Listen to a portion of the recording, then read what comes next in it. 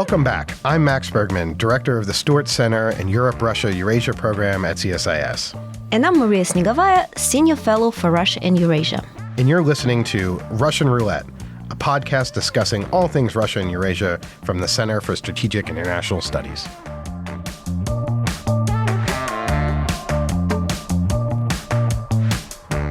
Hello, everyone, and welcome back to Russian Roulette.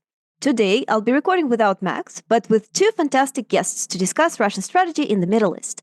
The first is Hanna Notte. Hanna is the director of the Eurasian Non-Proliferation Program at the James Martin Center for Non-Proliferation Studies in Monterey, California, and more importantly in our eyes, a senior associate non-resident fellow with our very own Europe, Russia, and Eurasia program at CSIS. Hanna is an expert on Russian foreign policy, Russia's nuclear weapons strategy, and additionally Moscow's engagement with the Middle East. Hanna, welcome back. Thanks so much for having me, Maria.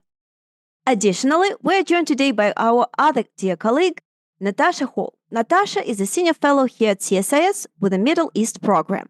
Natasha has worked on a complex set of issues in the region related to conflict resolution, governance, and displacement, among others. Natasha is focused in particular on Syria and Russia's involvement in the country. Natasha, welcome to Russian Roulette. We're thrilled to have you on the podcast. Thanks so much for having me, Maria. Welcome, ladies. So clearly, the last several years have seen a tectonic shift in the strategic balance of forces within the Middle East, which will be, full disclosure, the topic of today's podcast.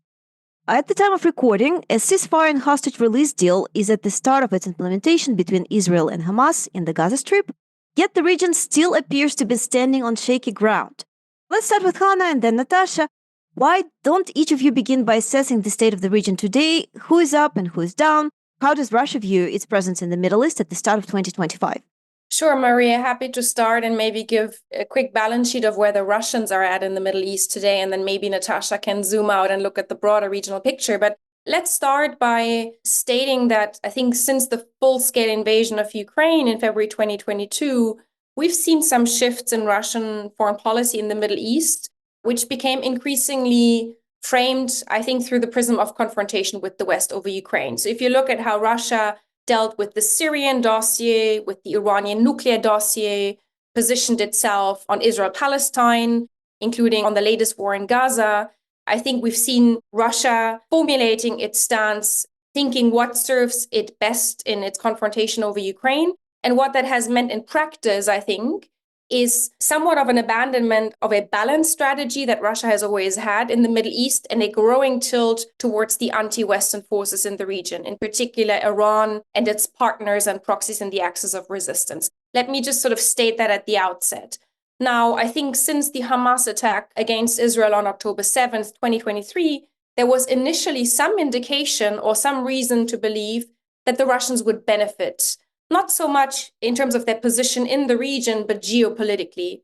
Why? Because I think there was an expectation that Russia would reap a distraction dividend, not just political attention going away from Ukraine and to the region, but also US resources. And we've actually seen this over the years since October 7th, the United States sending additional Patriot battalions to the Middle East, drawing from a finite supply of air defenses to send those to the region as Israel embarked on a war. And there was worry, I think, in Ukraine that Ukraine would therefore suffer.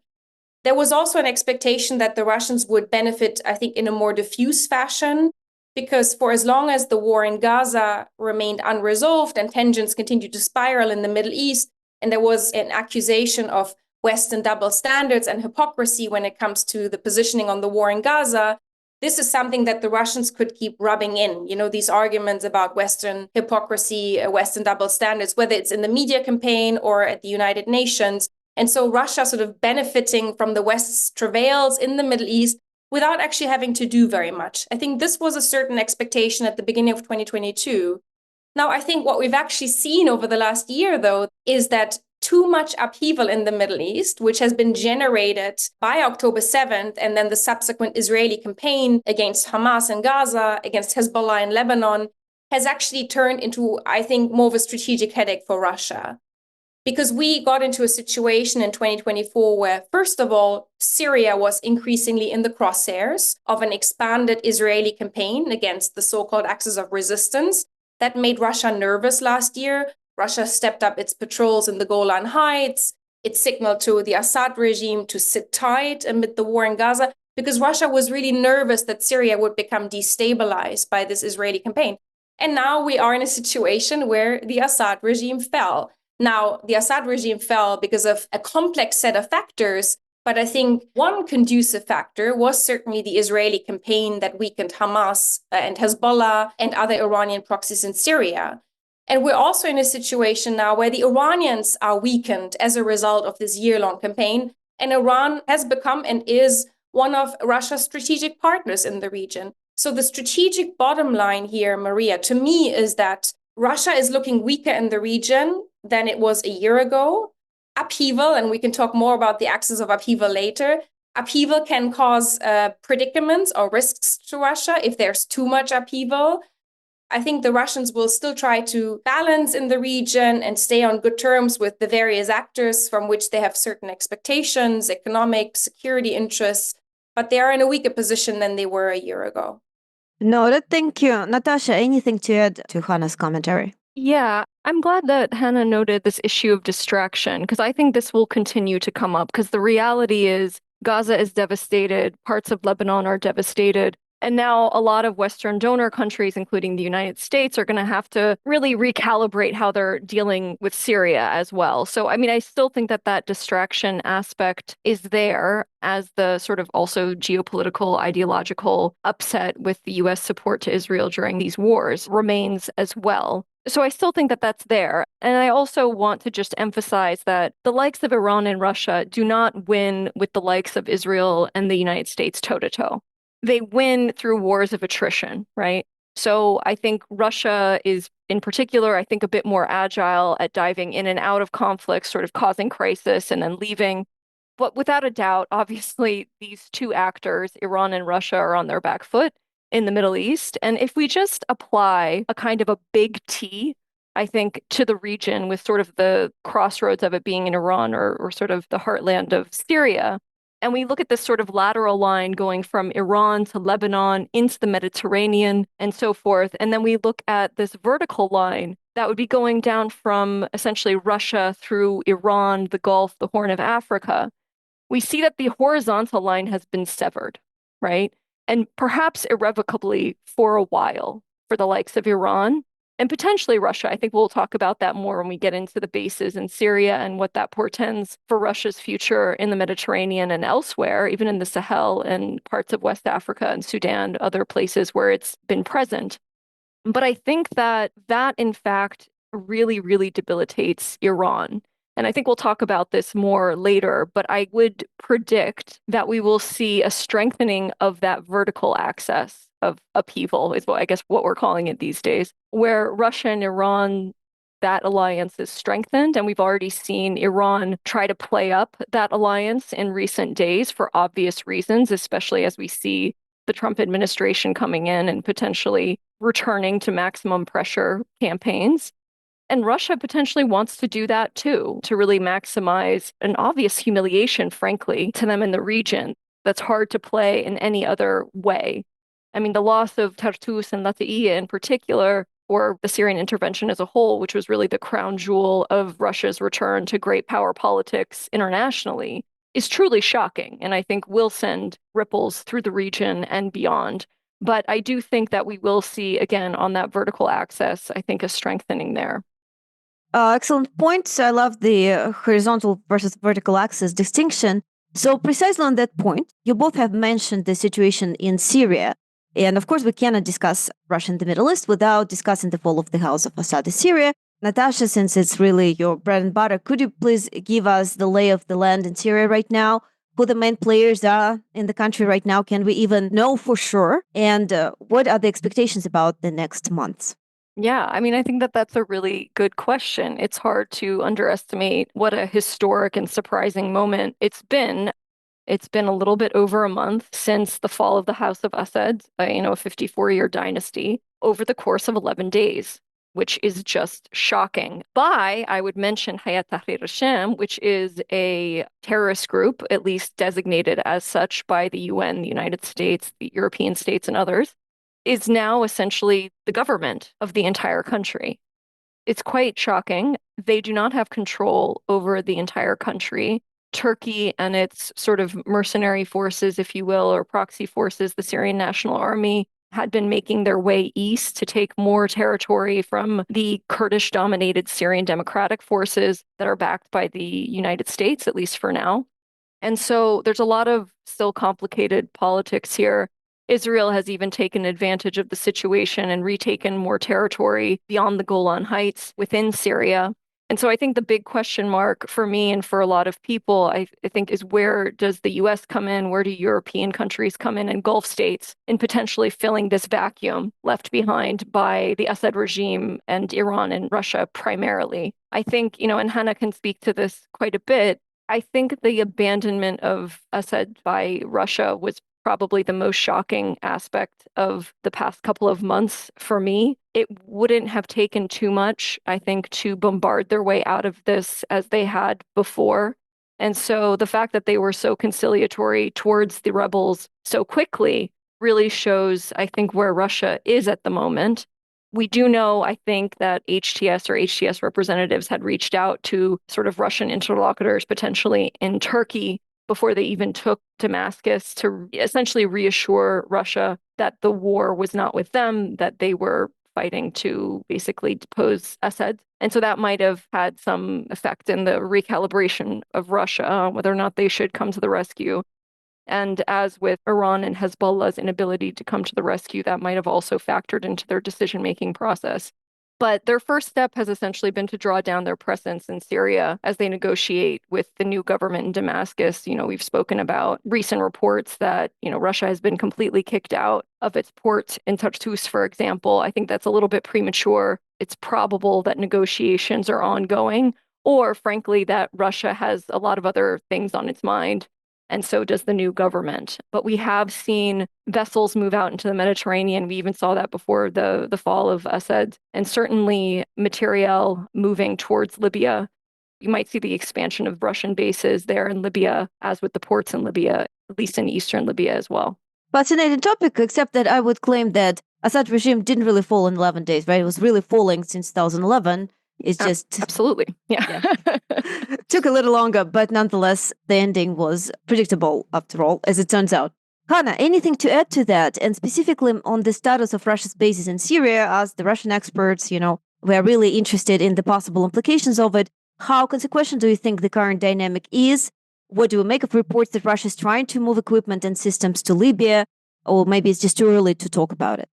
Yeah, Maria, before I come to the bases, let me just add a few more general words about where the Russians are at in Syria right now. I think, I totally concur with Natasha, a real strategic defeat. I think it is most pertinent in a Russian loss of leverage vis-a-vis two key players, Turkey and Israel, in terms of the consequence of the fall of Assad. I think vis-a-vis Turkey, Russia had already lost leverage in this very complex multi-level relationship since the invasion of Ukraine, and now the Turks have won another card vis-a-vis Russia.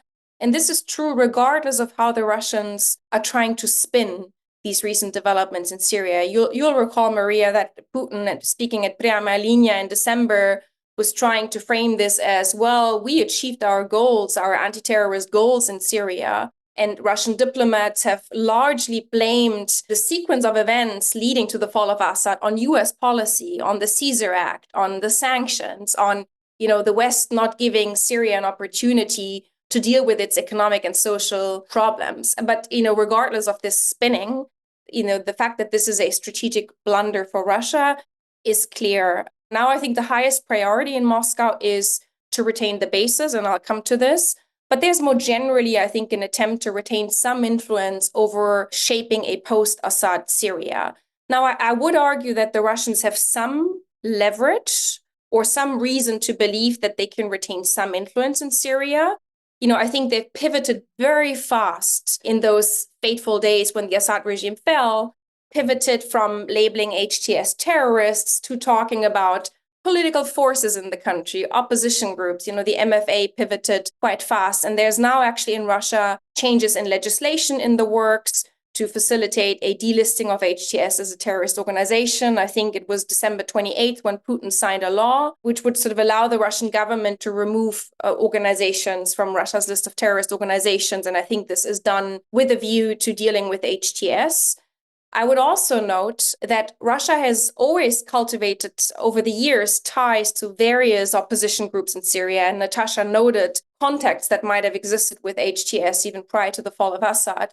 And I think maybe the fact that the Russians were always seen as not quite as bad as the Iranians in Syria, a secular player at least. Yes, a player that supports a criminal Assad regime, but not a player that is seeking to foster demographic change in Syria, might give them some advantage to retaining some influence on the ground over the Iranians. There's also the fact, of course, that the Russians are a permanent member on the UN Security Council, and the rhetoric coming out from HTS over the last month and various interviews that have been given by Al-Shara suggests to me that there's also a recognition then that one might not want to sort of get completely on the wrong foot with the Russians.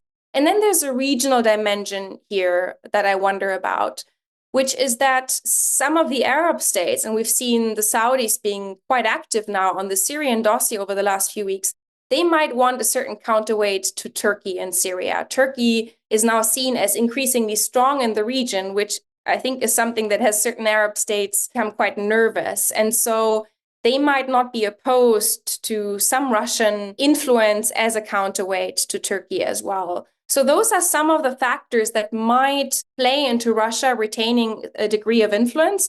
But I will just sort of say as a bottom line that if we compare the Russian role to previous years, and if we think about how important the Astana process, Russia plus Iran plus Turkey was in shaping the trajectory of the conflict, certainly between 2015 and I would say 2018, Russia is now a diplomatic sideshow compared to that. It is a diplomatic sideshow, I think, compared to certainly Turkey and Saudi Arabia when it'll come to shaping dynamics in Syria. Now, quickly on the Russian bases, Natasha has already noted that we've seen certain movements, both out of Tartus, the naval port, and also we've seen, I think, consolidation, first of all, of Russian presence in Syria. So everything's been moved to Khmeimim, the air base, and Tartus from other bases that Russia maintained in Syria. We've seen withdrawal of certain equipment, military equipment to eastern Libya, really since December, radars for air defenses, components of S-400s. And then I think more recently reports really that the Russian submarine presence has completely left the Mediterranean, that the last Russian submarine, the Novorossiysk, left the Mediterranean in early January. I'm not sure what will end up being decided as a sort of final status in terms of Russian presence in Khmeimim and Tartus.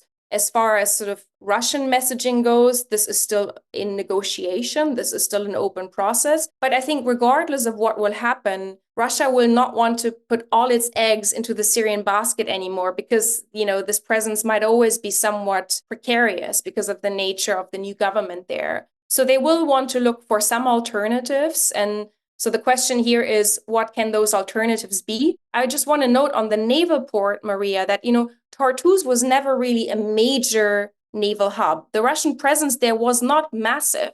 It was suitable for what the Russians wanted to achieve in Syria. If we think of those Kalibr cruise missile strikes conducted from the Mediterranean in 2015, the Russian posturing, some intelligence gathering, the support for the Russian intervention, but it was not a massive presence. So they don't need a major naval port to compensate for Tartus. Libya could be an alternative, and there's more generally evidence of a growing Russian presence, of runways being updated at the air bases in Jufra and Kardabia, where the Russians are present. And certainly the Russians have been said to want a permanent naval presence in eastern Libya for quite some time, whether that's Tobruk or Benghazi. It's my understanding that that would require quite a significant investment in infrastructure for that to materialize. But there's also, I think, US pressure on Libya not to let that happen. And so whether it's actually going to materialize, I think, is an open question. Other than that, possible alternatives, if we want to sort of speak hypothetically, could include Algeria, where the Russians have a long-standing defense relationship. The Algerians have several commercial ports. They have ship repair facilities. We've had Russian defense officials visiting in recent months, but again, it's very unclear to me whether the Algerians would allow for any kind of more sort of beefed up or permanent Russian naval presence there. There's also Port Sudan further south, but there I think negotiations with the Russians over a naval port have really been dragging out and complicated by the fact that we have an ongoing war in the country. So at the moment, I think there's a lot of moving parts and not a lot of clarity of where this is all going to end up. Thank you, Hanna. So just to make sure, to conclude, sort of Russia has options to continue, for example, its operations in Africa. That's one of the arguments why it needed this bases in Syria in the first place, but it can find substitutes in other countries, even if it will require a little bit of extra investment. Natasha, would you agree with that? I mean, I would just interject a little bit here. I mean, I've been interviewing Syrians for a long time. I think the Syrian population dislikes the Russians. I mean, they have bombarded and completely razed to the ground lots of villages and towns and cities in Syria, and Syrians will not forget that anytime soon. I think that there's a difference between the people of Syria and HTS. HTS has clearly proven to be a very pragmatic actor, not just with the Russians in recent months or recent weeks, but also with Israel. I think the issue is if Western governments or if Russia pushes the government a little too far away from the population. This is obviously a population that will rise up against the government, especially a nascent government like this one. And so I think there is a danger of, the US trying to too quickly reestablish public ties with Israel, for example, or the Russians pushing on a more public relationship or protection, because HTS actually has been providing some protection for Russian convoys as they've been moving to and fro from their bases in order to get not just military material out, but also personnel out more critically. And that would lead me to the other point, which is it would be a significant loss, I think, if Gulf states or Western governments waited too long, I think, to approach Syria and fill this vacuum. Because if Russia is able to actually retain a foothold again in Syria, I think that speaks to an enormous failure on the part of Gulf states, Turkey, the US government, European countries. This is a really critical window of opportunity, and it remains to be seen if that's going to happen.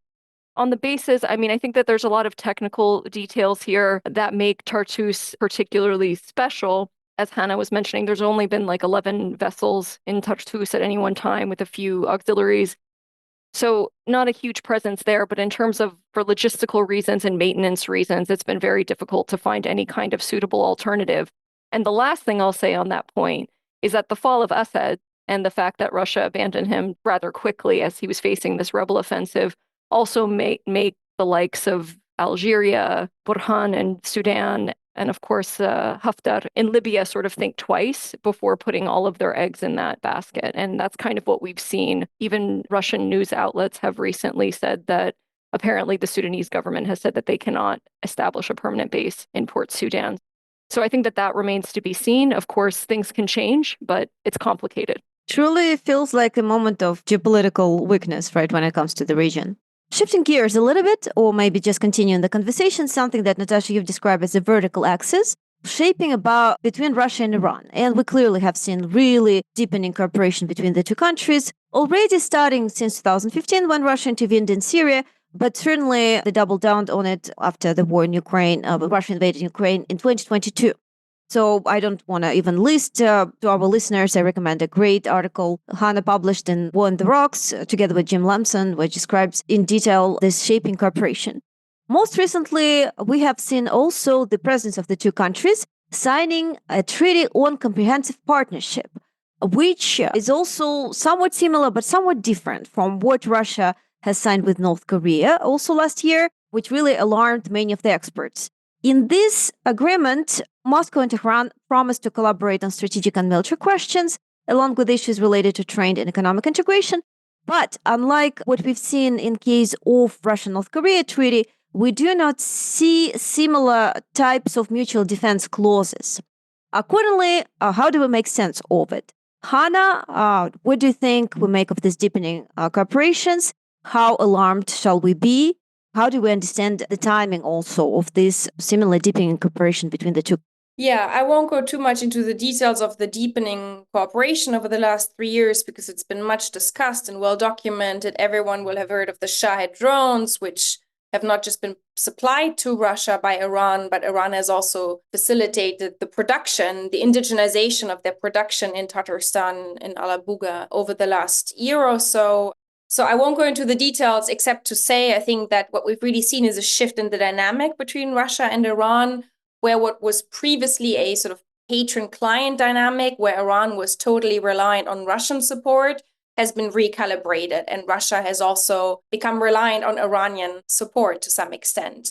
So let's come to this new Comprehensive Strategic Partnership Agreement, which was signed last week. And you asked me about the timing, Maria, and I think people also have questions about the extent to which this agreement is similar or dissimilar to the partnership agreement that Russia has with North Korea. So I think on the timing, this agreement was negotiated for a long time. It was long anticipated, and its signature was actually delayed because there was an expectation that when Pezeshkian came to Kazan, Russia, at the end of October for the big BRICS summit that Russia, as the BRICS chair, hosted, there had been an expectation that the agreement would be signed then. It was postponed. One can speculate over the reasons. One possible reason might be that one wanted to elevate this event and not have it happen as a sideshow to the BRICS summit. Now, the fact that it happened last week, so closely linked to the inauguration of Trump in Washington, I think is no coincidence. I think there is a desire here by Russia and Iran to signal we are strategic partners, and no new US administration will manage to drive a wedge between us. So I think that was an important signal here. The agreement itself is quite meaty. It's quite long, 47 paragraphs compared to, I think, 21 or so in the previous agreement from 2001. It's quite wide-ranging and quite meaty, even in terms of military technical cooperation. It is true that the kind of commitment that we have in the treaty with the DPRK on mutual assistance in the event of aggression against one of the parties, that kind of commitment is absent in the Russia-Iran agreement. But there are various clauses that imply a deep level of commitment in various areas of defense cooperation, whether that's, for instance, on intelligence cooperation, mutual visits of military ships, training of military personnel, joint exercises. So there is a lot there. Also cooperation on space, for instance. Now, why is there no such commitment to mutual assistance in the event of aggression, similar to Article 4 in the Russia-DPRK treaty? Well, I think from the Russian viewpoint, I think there's certainly a desire not to commit oneself to any sort of obligation to come to Iran's defense. I think there's a very clear understanding in Moscow these days that the prospect of war with Iran, of military escalation vis-a-vis Iran, is very real as we enter 2025. Whether that is by Israel unilaterally or by Israel joined by the United States. And I think Russia, for what it's worth, and notwithstanding the sort of growing confrontational thrust of its Middle East policy over the last few years, Russia has always wanted to avoid getting into a direct military confrontation with Israel or, in fact, with the United States in the Middle East. If we look at Russia-Syria policy over the years and the deconfliction mechanism with the Israelis on the one hand or with the United States on the other, sort of are indicative of that. And in fact, the deconfliction with Israel, from what I understand, and I was just in Israel two weeks ago for conversations on Syria, the deconfliction worked until the last moment, until the Assad government fell. So I think there's no appetite in getting into any kind of military confrontation in the Middle East, especially as the campaign in Ukraine remains the utmost priority for the Russian military. And that's why, from the Russian viewpoint, I was pretty sure that we wouldn't see that kind of commitment in the treaty. Now, having said that, I was sort of prepared for seeing something somewhat more forward-leaning, because even in the DPRK treaty, what you see is a commitment to come to assistance in the event of military aggression. But then there's the caveat, I think the language is that it needs to be in alignment with national legislation, which one could argue is giving the Russians the option of a cop-out, even in the DPRK case. And so I could have conceived that we would see something similar regarding Russia-Iran. But in the end, we see a lot of language on military defense cooperation, but not that kind of commitment. Hanna, thank you. Just to clarify, so the point is Russia is not afraid of a similar escalation and having to come to defense of North Korea, but it is afraid of similar possibilities in case of Iran, and so it wants to sort of protect itself against it? Yeah, I think the prospect of a war with Iran or military confrontation with Iran in the Middle East are assessed as a lot higher than, someone going to war with North Korea. I think that's pretty clear from Moscow's point of view. Yeah. Noted. Thank you. Natasha, back to you. Do you agree? Maybe something to add to what Hanna just said.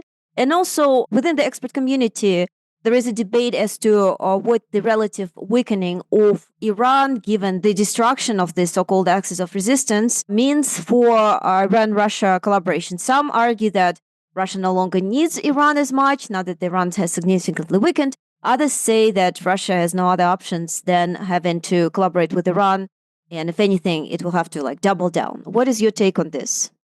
Yeah, I mean, I would agree with Hannah on all those points. I mean, it's interesting if we rewind back to 2015, it was actually the Iranians that went to Moscow to ask them to intervene in Syria to help what was then the flailing Assad regime, despite Iran and Iranian proxy support, primarily on the ground, I should say. It was really Russian air support that turned that conflict around in Assad's favor. But today, certainly, I think the tables have turned. I mean, we talked a little bit about Iran producing military supplies for Russia, drones, etc., that have also turned the course of that conflict in certain respects in Ukraine, of course. And I would also agree with Hannah. I mean, the notion of there being upheaval in the DPRK is just a totally different scenario, not just because of how isolated that regime is, how seemingly resilient despite everything that regime is. It has nuclear weapons, but it also has China as its primary sponsor and protector. So I think that Russia feels that it can, potentially put that article into an agreement with DPRK. And I think that that really speaks to how weak the Iranian regime is right now, not just internally, but I think externally. The fact that we have seen it somewhat humiliated by Israeli attacks in recent months, the fact that we've seen internal protests in recent months and years as well, I think speaks to the situation that the Iranian regime has been in. I mean, it has really been bruised and battered, especially over the course of the past year. And I'm sure is trying to recalibrate how it builds its strength, outwardly. We do know that it's building up an arsenal of PBAs or pharmaceutical-based agent chemical weapons. And one would think that that's for, internal threats primarily. But Iran is really going to take some time to have to recalibrate and build itself back up again. And I would say it doesn't help at all that we're in a Trump administration at the moment. Very interesting. And certainly we'll get to the Trump administration. But before we get there, I have a broader, conceptual question about as we have discussed at the beginning, what does it all mean for the shaping axis of upheaval, right? The so-called alliance, or maybe you disagree, it's an alliance between Russia, North Korea, Iran, and China in this context? And to what extent we can think of this collaboration as being long-term strategic, maybe ideological in nature, or more of a temporary pragmatic alliance that is out of the maybe sort of pragmatic considerations? What are your opinions on this? Hanna, maybe let's start with you. Yeah, Maria, I'll say something about the axis of upheaval in a second, but just I wanted to add one sort of thought to what Natasha just said, coming to this notion of the weakening of the Iranian regime. I think that's spot on. And if we link it back to Russia, the question that we now need to ask is, what role can Russia, or is Russia willing to play in order to help Iran reconstitute its coercive and deterrent capabilities after this year of being exposed to this Israeli campaign? So when it comes to Iranian missile capabilities, to reconstituting or rebuilding the axis of resistance, the proxy network, or in terms of moving across the nuclear threshold, how is Russia going to look at this? And I think we are basically in a situation where Russia can do something for the Iranians on the margins right now. Yes, there can be perhaps somewhat more assistance to the Houthis, something that we have already seen indications of over the last few months. But when it comes to, for instance, support for Iran's missile program, or I think more importantly, air defenses to make Iranian missile production less vulnerable to future Israeli attacks, I think the situation is that Russia is probably very much constrained in giving that kind of support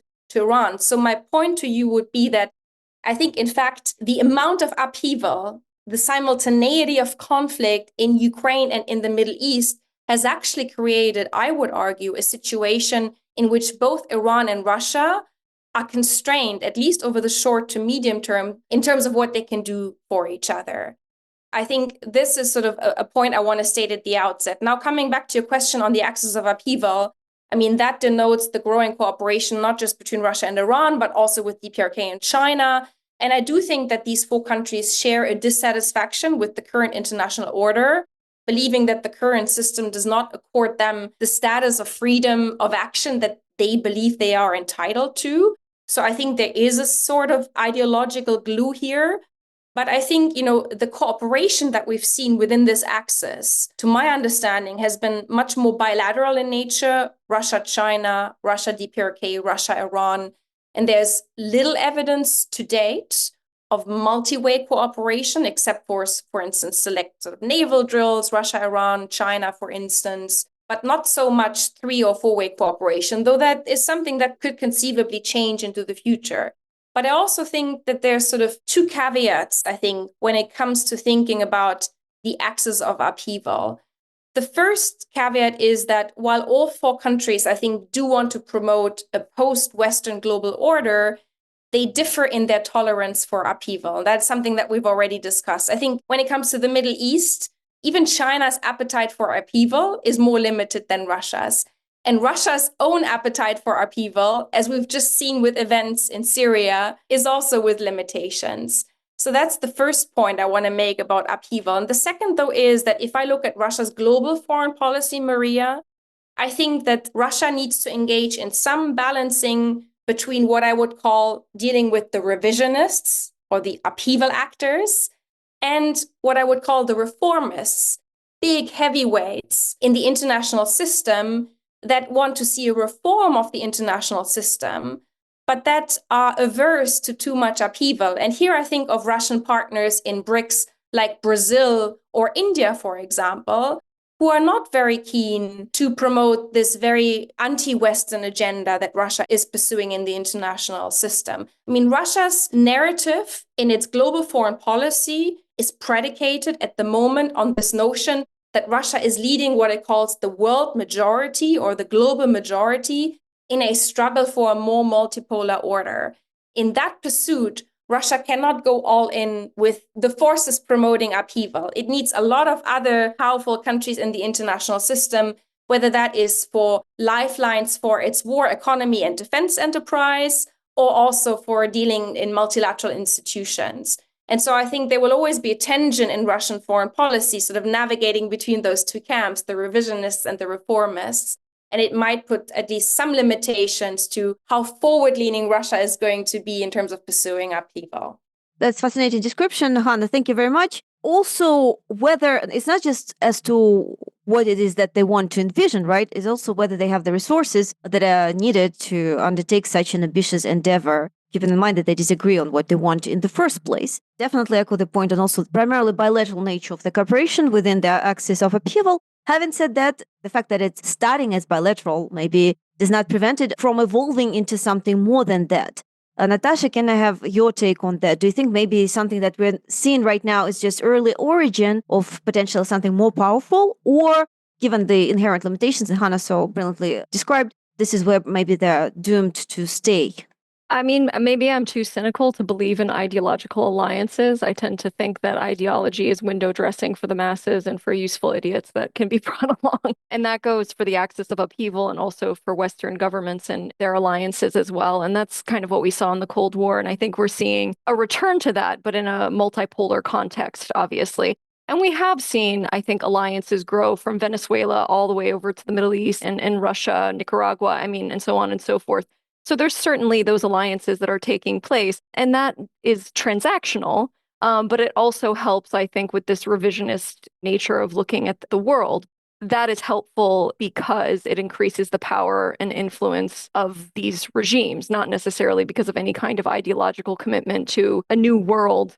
It's essentially to stay in power for many of these regimes. And so in as much as they can benefit from a fellow traveler being sanctioned. So, in other words, India and China being able to benefit from cheaper oil and energy resources from Russia and Iran, all the better for them.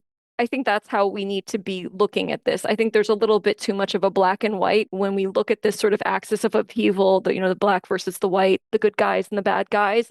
there's a lot of people that are riding this out and benefiting from both sides.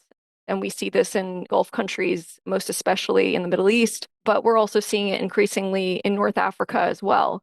So, I mean, I think that especially regimes in the global south are learning how to sort of balance this to their benefit. But most certainly, I don't think necessarily a pragmatic transactional relationship needs to be mutually exclusive of some kind of commitment to overhaul a US hegemonic order. But it strikes me from what you both have described that part of the story is just resources and ability to benefit, at least temporarily, from the current arrangement, cooperation, which may also not last when the situation changes. And it reminds me a little bit of the Soviet effort to outreach to what was called at the time the third world countries, the so-called global south countries, which, again, while some countries pretended that they have a temporary ideological alliance with the Soviet Union at the time, really it was only for their own benefit and the pragmatic reasons that the regimes really exploited in a lot of ways the Soviet Union to get what they wanted rather than to embrace the true values of Marxism. On that note, maybe that offers the US policy an opportunity to exploit the existing differences and the pragmatic nature of this relationship. And since we're recording this the day after Trump's inauguration as the 47th president of the United States, how do we assess the Trump factor in the region? What are the actual maybe weaknesses that the US policy can exploit? And can the Trump administration do that successfully? Hanna, let's start with you.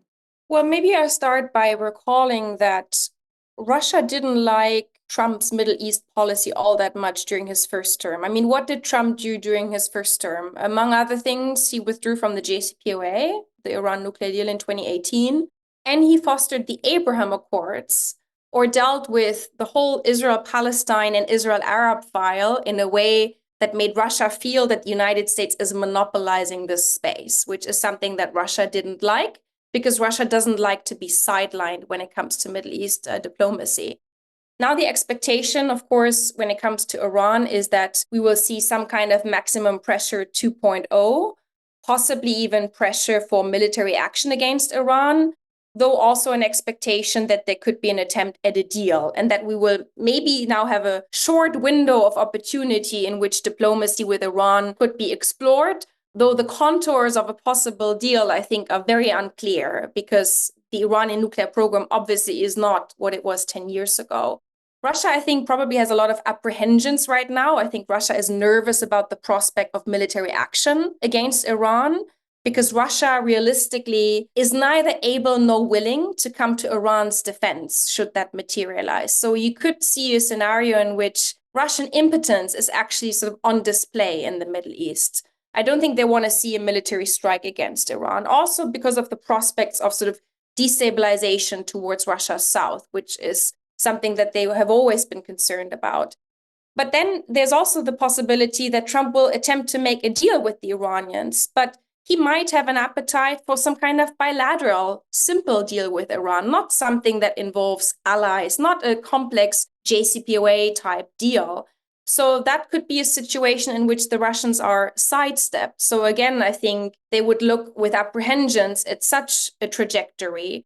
What I think is going to happen is that regardless of what is being pursued, I think we will likely see a Russia that will try to shield Iran to the extent that Russia can, that will not use its leverage to pressure Iran, unlike in the history of the Iranian nuclear dossier, and even might, if there's no deal and the Iranians move towards crossing the nuclear threshold, if not support such a step, then at least be a passive bystander and sort of let it happen. That is, I think, a certain worry that I would have. So, Maria, my bottom line, and I'm curious about Natasha's view here, is that I think an opportunity for US policy to drive a wedge between Russia and Iran is highly, highly limited. This is not 2010. We're in a different geopolitical game now. And so, I see the fundamental trajectory of the Russia-Iran relationship as one of deepening cooperation, even if there's limitations right now in terms of what they can and want to do for each other. But I think opportunities for wedge driving will be limited. Natasha, what do you think? I would somewhat agree with that. I would caveat it a little bit. I think the Russians are expecting, and everyone in the world is expecting, Trump to want the optics of a big deal without getting too much into the details, right? Because I don't think he has the patience for the details. He wants good TV. So if he can get a ceasefire in place between Ukraine and Russia, Russia gets to seal its current wins. It gets to play the game that it is better at, rather than going toe-to-toe, a war of attrition where you go to a ceasefire and then you recalibrate, you regroup, and then you move forward with an offensive, either through gray zone tactics or an actual military offensive, and then hopefully be able to calm down any kind of relationship with Iran. Because I think Russia also perceives Iran as weak with the new Trump administration, because Trump has seemingly been more conciliatory towards Russia, but much more aggressive towards Iran. And so I think that Iran is in a place of extreme vulnerability at this point. It doesn't have as many friends. It doesn't have as many levers anymore. So I think it perceives itself as being very weak. And I am guessing that an incoming Trump administration, maybe not Trump himself, but his advisors may try to take advantage of that moment. So I think, in some cases, sort of the madman theory might work with an Iran that is feeling very vulnerable right now. If it's considering the nuclear threshold, maybe it might hold back. But again, I don't see this administration as being particularly interested in the details.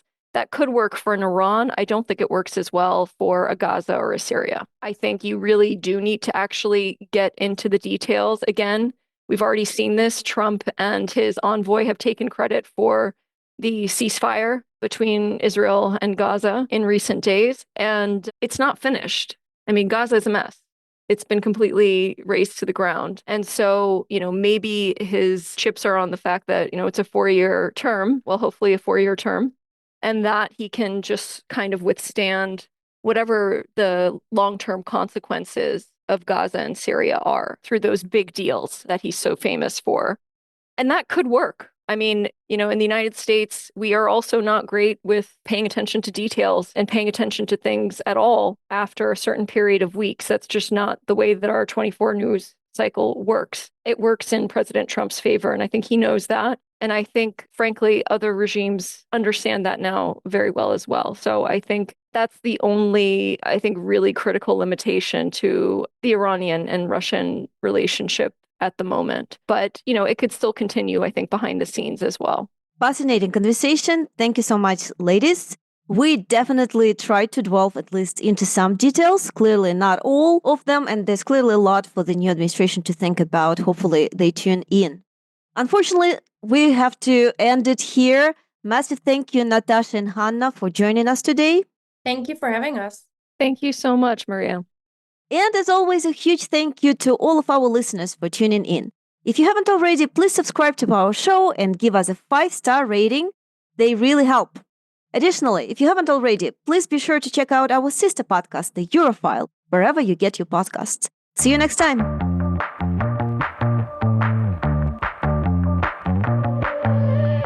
You've been listening to Russian Roulette. We hope you enjoyed this episode and tune in again soon. Russian Roulette releases new episodes every 2 weeks on Thursdays and is available wherever you get your podcasts. So please subscribe and share our episodes online. And be sure to check out all the latest analysis by the Europe, Russia, and Eurasia program at csis.org.